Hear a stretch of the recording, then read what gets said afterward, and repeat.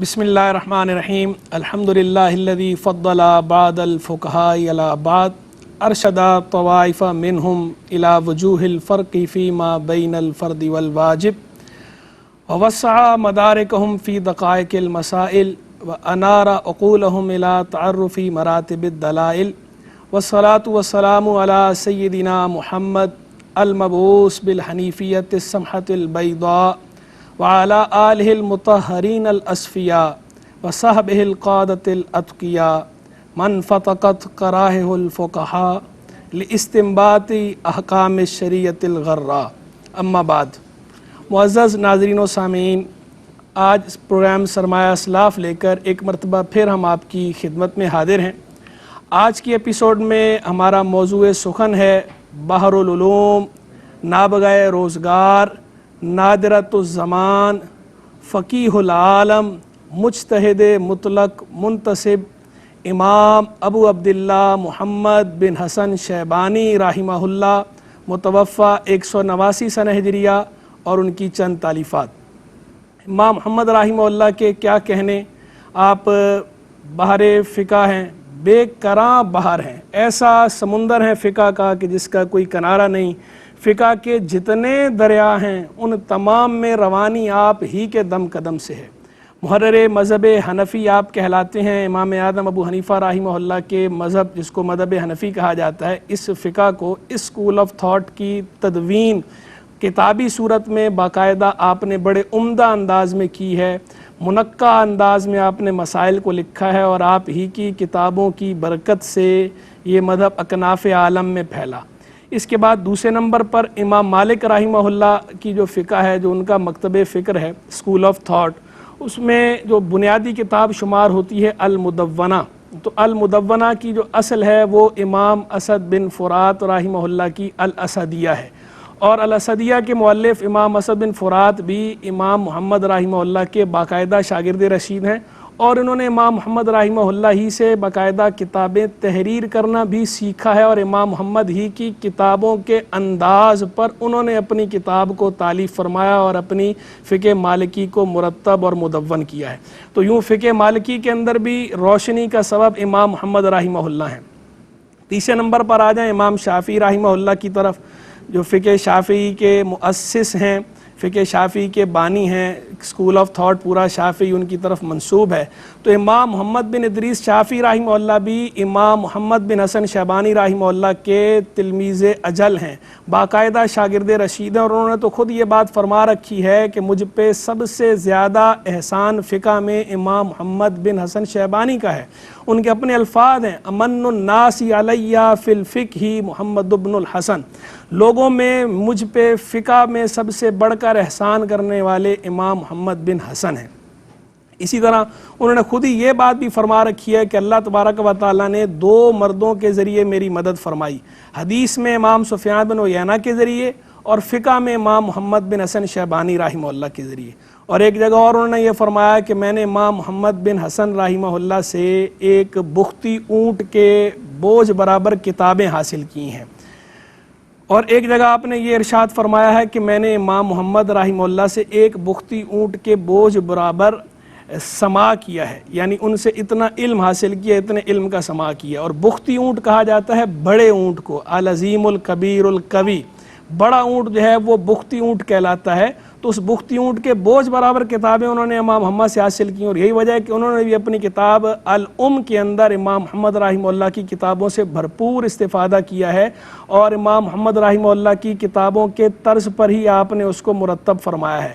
اور امام شافعی رحمہ اللہ نے اپنی کتاب الام میں امام محمد بن حسن شیبانی رحمہ اللہ کی کتابوں سے بھرپور استفادہ کیا ہے، اور آپ نے جو انداز ہے ترتیب دینے کا، تبویب کا، مسائل کو منقع انداز میں ذکر کرنے کا، سوال جواب قائم کرنے کا، اعتراض جواب کا، ان ساری چیزوں میں آپ نے امام محمد بن حسن رحمہ اللہ سے باقاعدہ رہنمائی حاصل کی ہے. یعنی زبانی رہنمائی بھی حاصل کی ہے اور تحریری رہنمائی بھی حاصل کی، یعنی ان کی کتابوں سے بھی براہ راست بھی امام محمد سے آپ نے کسب فیض کیا ہے، اور امام محمد رحمہ اللہ کی کتابوں سے بھی آپ نے باقاعدہ استفادہ کیا ہے، فائدہ اٹھایا ہے. آپ کے اپنے لفظ ہیں، حملت عن محمد ابن الحسن حملہ بختی کتبہ، میں نے امام محمد بن حسن رحمہ اللہ سے ایک بختی اونٹ کے بوجھ برابر کتابیں حاصل کی ہیں۔ تو یوں فقہ شافعی کے اندر بھی ہمیں امام محمد رحمہ اللہ کی روشنی نظر آتی ہے، ان کے سمندر سے باقاعدہ لہریں یہاں آ رہی ہیں، فقہ شافعی کے دریا میں بھی روانی امام محمد سے ہے۔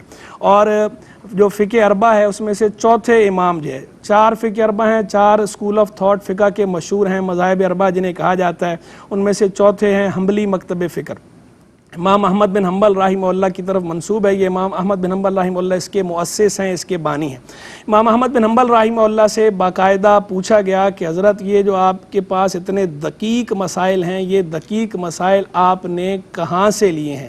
تو امام احمد بن حنبل رحمہ اللہ نے ارشاد فرمایا من کتبی محمد بن الحسن، کہ میں نے یہ امام محمد بن حسن کی کتابوں سے حاصل کی ہیں۔ اور یہ سوال پوچھنے والے ان سے کون تھے؟ یہ سوال پوچھنے والے بھی خود بڑے عالم تھے، بڑے امام تھے، امام ابراہیم حربی۔ امام ابراہیم حربی نے یہ سوال پوچھا تھا امام احمد بن حنبل سے، اور ان کے جواب میں امام احمد بن حنبل نے یہ فرمایا کہ میں نے یہ دقیق مسائل امام محمد بن حسن کی کتابوں سے حاصل کی ہیں۔ تو یوں فقہ حنبلی کے اندر بھی امام محمد کی روشنی پائی جاتی ہے۔ تو یعنی امام محمد بن حسن شیبانی رحمہ اللہ وہ فقہ کا ایک ایسا آفتاب ہیں کہ ان کی روشنی سے فقہ اسلامی کے تمام گوشے منور ہیں۔ فقہ اسلامی کا ایک گوشہ ہے شافعی مکتب فکر، ایک گوشہ ہے حنبلی مکتب فکر، ایک گوشہ ہے مالکی مکتب فکر، اور ایک گوشہ ہے حنفی مکتب فکر۔ تو چاروں فقہیں جو ہیں مذاہب اربعہ میں امام محمد بن حسن شیبانی رحمہ اللہ کی روشنی ہے، انہوں نے چاروں فقہوں میں نور باری کی ہے، اور ہر مکتب فکر کے لوگوں نے آپ سے اکتساب فیض کیا ہے۔ حافظ ذہبی رحمہ اللہ نے آپ کو کمپلیمنٹ پیش کیا تو ارشاد فرمایا کہ کان من اذکیاء العالم، آپ دنیا کے ذہین لوگوں میں سے ایک تھے، یعنی زرخیز دماغ رکھتے تھے، اور بالخصوص زرخیز قانونی دماغ رکھتے تھے۔ تو قانونی پیچیدگیوں کو سمجھتے تھے، قانونی منہ شگافیوں کو سمجھتے تھے، اسی لیے فقہ پہ آپ کی گرفت، آپ کی دسترس بہت زبردست ہے، ید طولہ آپ اس میں رکھتے تھے۔ تو کان من اذکیاء العالم، یہ اس ہستی کی طرف سے آپ کو ٹریبیوٹ ہے، کمپلیمنٹ ہے، کہ جو خود اذکیاء عالم میں سے ایک ہیں۔ حافظ شمس الدین ذہبی رحمہ اللہ جن کا لقب ہے شمس الدین، دین کے سورج، تو جو دین کے سورج ہیں وہ آپ کو یہ کہہ رہے ہیں، وہ آپ کو ایڈمائر کر رہے ہیں، آپ کے لیے کمپلیمنٹ دے رہے ہیں، آپ کو ریگارڈ دے رہے ہیں کہ کان من اذکیاء العالم۔ اور ایک جگہ حافظ ذہبی نے آپ کے لیے فرمایا کان من بحور العلم، امام محمد علم کے سمندروں میں سے ایک سمندر ہیں۔ اور ایک تیسری جگہ آپ نے ان کے لیے فرمایا قاضی القضات فقیہ العصر، کہ امام محمد بن حسن چیف جسٹس ہیں، قاضی القضات ہیں، اور فقیہ العصر ہیں۔ انہوں نے باقاعدہ فقیہ العصر کے لفظ آپ کے لیے استعمال فرمائے ہیں۔ اور امام احمد بن حنبل رحمہ اللہ نے بھی ایک مقام پہ، یہ تو یعنی فقہ کی بات تو اپنی جگہ پہ رہی، فقہ کے علاوہ عربیت میں، عربی لغت میں، نحو میں، اس میں بھی امام محمد کی دسترس کو تسلیم کی ہے لوگوں نے۔ اور امام احمد بن حنبل رحمہ اللہ نے باقاعدہ یہ کہا کہ محمد ابصر الناس بالعربیہ، امام محمد لوگوں میں عربیت جاننے میں سب سے بڑھ کر تھے، سب سے زیادہ بصیرت رکھنے والے تھے۔ یہ امام احمد بن حنبل رحمہ اللہ امام محمد کے لیے کہہ رہے ہیں۔ اسی طرح امام شافعی رحمہ اللہ نے کہا کہ میں نے امام محمد بن حسن سے بڑھ کر کتاب اللہ کا عالم نہیں دیکھا، اور اگر میں چاہوں تو یہ کہہ دوں کہ قرآن امام محمد کی لغت میں نازل ہوا ہے۔ یعنی امام محمد اتنی فصیح و بلیغ زبان استعمال فرماتے تھے کہ ایسا گمان ہوتا تھا جیسے قرآن مجید فرقان حمید کی زبان میں کلام ہو رہا ہے، یعنی ایسے فصیح و بلیغ آپ تھے۔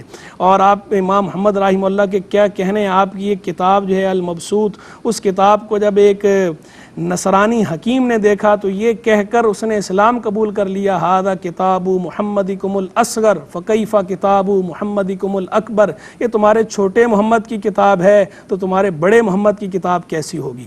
تو وہ اس نے باقاعدہ اسلام قبول کر لیا، مشرف دائرہ اسلام ہو گیا، اسلام کے حلقے میں آ گیا۔ نصرانی حکیم امام محمد کی کتاب دیکھ کر وہ حیران رہ گیا، اس کتاب میں موجود علم نے اور کتاب کی لغت نے اس نے اپنی طرف ایسا کھینچا۔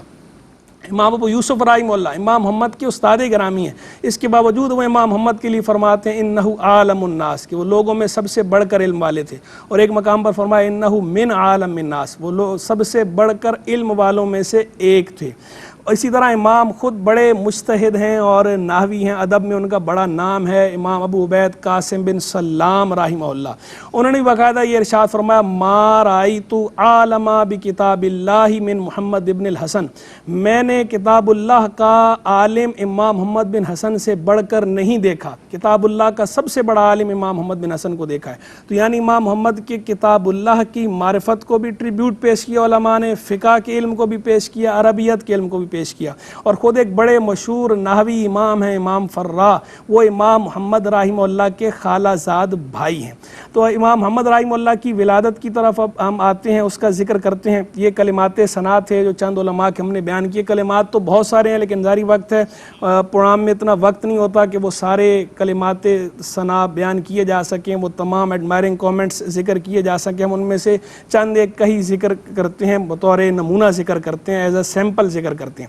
ولادت کے بارے میں امام محمد کی مختلف اقوال ہیں، 4 اقوال ہیں۔ ایک قول یہ ہے کہ آپ کی ولادت 131 سنہ ہجریہ میں ہوئی، ایک قول یہ ہے کہ 132 سنہ ہجریہ میں ہوئی، ایک قول یہ ہے 133 سنہ ہجریہ میں ہوئی، اور ایک قول یہ ہے کہ 135 سنہ ہجریہ میں ہوئی۔ یہ آخری دونوں قول ضعیف قول ہیں، علماء نے راجح قرار دیا، اکثر علماء نے 132 سنہ ہجریہ کے قول کو، اور بعض حضرات نے 131 سنہ ہجریہ کے قول کو راجح قرار دیا۔ آپ کا سنہ وصال 189 سنہ ہجریہ ہے، اور اس بات پر بھی اتفاق ہے کہ آپ کی عمر مبارک 58 برس تھی۔ تو اس حساب سے اگر 189 سنہ ہجریہ کے اتفاقی قول کو لیا جائے تاریخ وصال والے، اور 58 برس کو لیا جائے، تو یوں آپ کی تاریخ ولادت کا سنہ ہونا چاہیے 131 سنہ ہجریہ۔ اب یا تو 131 سنہ ہجریہ راجح ہے، یا پھر یہ تعویل کی جائے کہ 131 سنہ ہجریہ کے اختتام پر 132 سنہ ہجریہ کے آغاز میں امام محمد کی ولادت ہوئی۔ ولادت آپ کی ہوئی ہے واسط شہر میں۔ یہ ایک شہر تھا واسط کا معنی ہوتا ہے درمیان والا، درمیانی شہر۔ تو واسط کو واسط کیوں کہتے ہیں؟ علامہ یاقوت حموی نے موجم البلدان میں اس کی تصریح کی ہے۔ وہ بتاتے ہیں کہ یہ بصرہ اور کوفہ کے بالکل وسط میں تھا، بالکل درمیان میں یہ شہر تھا، تو اس وجہ سے اس کا نام پڑا واسط۔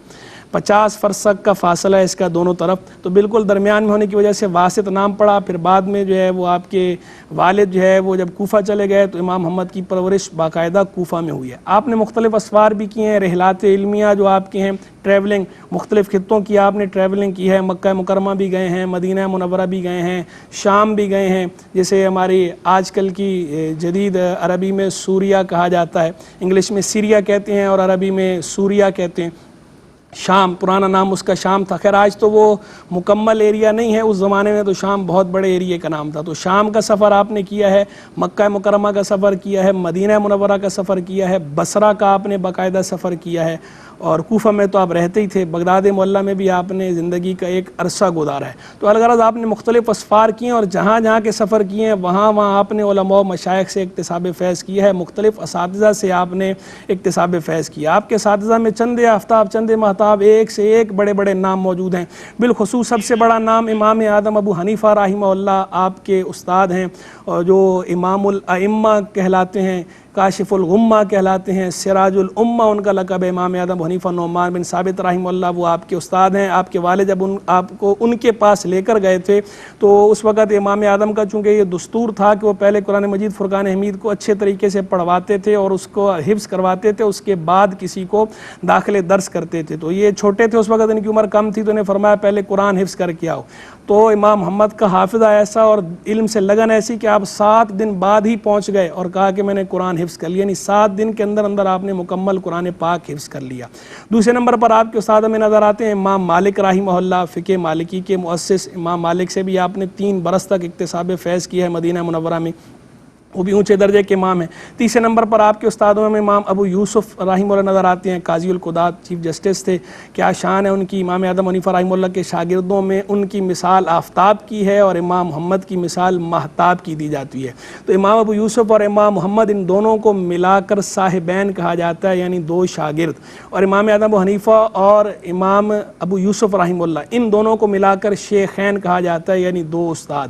اور امام اعظم حنیفہ رحمہ اللہ اور امام محمد ان دونوں کو ملا کر طرفین کہا جاتا ہے، یعنی دو کنارے، یعنی ایک طرف جو ہے وہ بیچ میں امام ابو یوسف ہیں، امام ابو یوسف جو ہے وہ ادھر شاگرد ہیں، ادھر استاد ہیں، تو یوں طرفین ہیں دونوں امام ابو یوسف کے، دونوں طرف، ایک طرف امام ابو حنیفہ ہیں اور ایک طرف امام محمد رحمہ اللہ ہیں۔ امام محمد نے امام عبداللہ بن مبارک رحمہ اللہ سے بھی اکتساب فیض کیا ہے، اسی طرح آپ نے امام عبداللہ بن مبارک رحمہ اللہ کے ساتھ ساتھ امام سفیان ثوری رحمہ اللہ سے اکتساب فیض کیا ہے، امام ظفر بن حذیل رحمہ اللہ سے اکتساب فیض کیا، اور آپ کے اساتذہ کی ایک بڑی تعداد ہے، یقیناً سب کے نام لینا یہاں ممکن نہیں ہے، تو ہم صرف اتنے پہ اکتفا کرتے ہیں۔ تلامذہ کی طرف آئیں، تلامذہ بھی آپ کے ایک سے بڑھ کر ایک، چند آفتاب چند مہتاب۔ امام شافعی رحمہ اللہ کا ذکر تو ہو چکا، اسی طرح امام اسد بن فرات مالکی ہیں، ان کا ذکر بھی ہو چکا۔ امام یحییٰ بن معین کے بارے میں آتا ہے کہ وہ آپ کے شاگرد ہیں، انہوں نے باقاعدہ آپ کی الجامع الصغیر جو ہے اس کا آپ سے سماع کیا، آپ کی اس کتاب کا۔ اسی طرح جو ہے وہ امام محمد رحمہ اللہ کے شاگردوں کے اندر ہمیں امام ابو سلیمان موسیٰ جوزجانی رحمہ اللہ نظر آتے ہیں۔ امام ابو سلیمان موسیٰ بن سلیمان جوزجانی، وہ بھی اونچے پائے کے امام تھے، فقیہ تھے، اونچے پائے کے، وہ آپ کے شاگرد رشید ہیں۔ امام ابو حفص بخاری کبیر، جنہیں بخاری کبیر بھی کہا جاتا ہے، ابو حفص کبیر بھی کہا جاتا ہے، بہت اونچے پائے کے امام تھے، فقیہ تھے، امام محمد کے شاگرد رشید ہیں۔ امام محمد بن سماع، امام محمد بن حسن رحمہ اللہ کے شاگرد رشید ہیں۔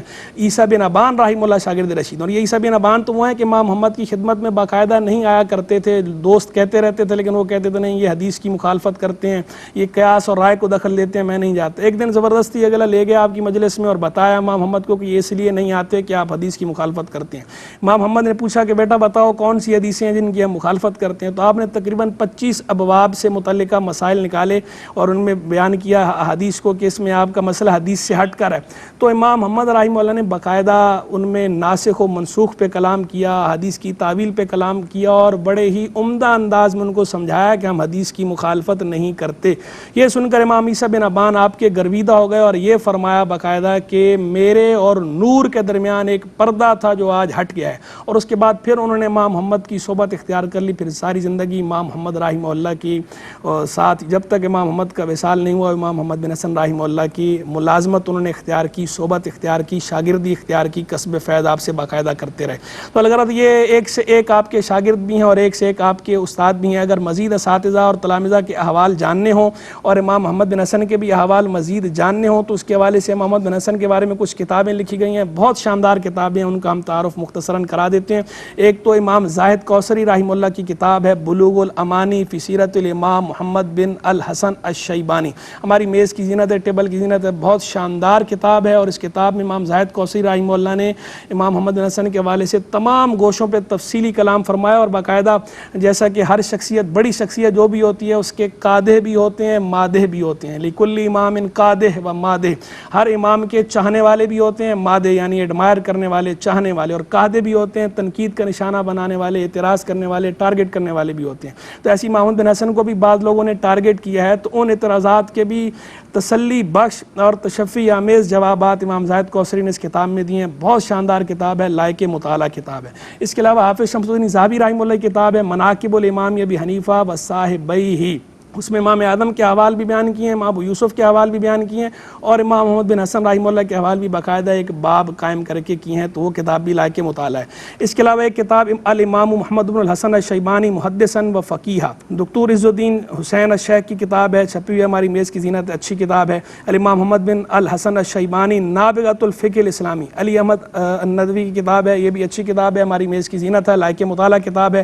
دکتور محمد دسوقی، دکتور ڈاکٹر کو کہتے ہیں، ڈاکٹر محمد دسوقی کی کتاب ہے الامام محمد بن الحسن الشیبانی واثرہ فی الفقہ الاسلامی، بہت شاندار کتاب ہے، ہماری میز کی زینت ہے، یہ کتاب بھی لائق مطالعہ، اس سے جو ہے وہ استفادہ کرنا چاہیے۔